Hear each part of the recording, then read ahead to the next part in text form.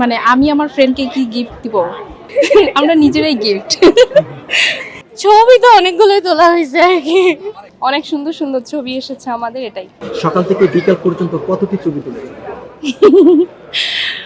এই তো 1000 এর মতো হবে। এত কষ্ট করে আপনার সুন্দর সুন্দর ছবি তুলে দিচ্ছে, তার হ্যাঁ। জন্য আপনার পক্ষ থেকে কি ধরনের গিফট পেয়েছে? মানে আমি আমার ফ্রেন্ডকে কি গিফট দিব?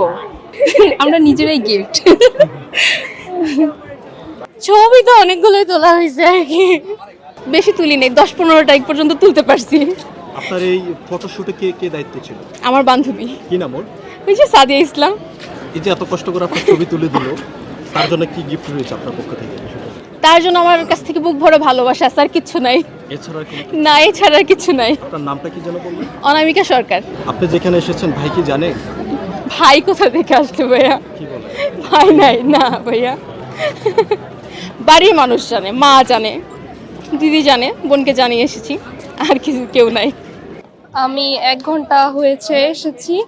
এই 1 ঘন্টা যাবত আমি ছবি তুলেছি। আমি কোনো স্টলেও যাই নাই, আমি কোনো বইও দেখি নাই। ছবি অনেক সুন্দর উঠে, এটাই। ছবি অনেক হ্যাঁ, অনেক সুন্দর সুন্দর ছবি এসেছে আমাদের, এটাই।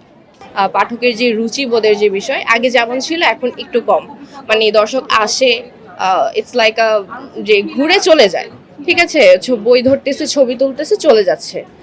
পাঠকের যে পড়ার যে বিষয়টা বা বইয়ের প্রতি যেই ভালোবাসা, এই এই জিনিসগুলো খুব কম নোটিস করতেছি।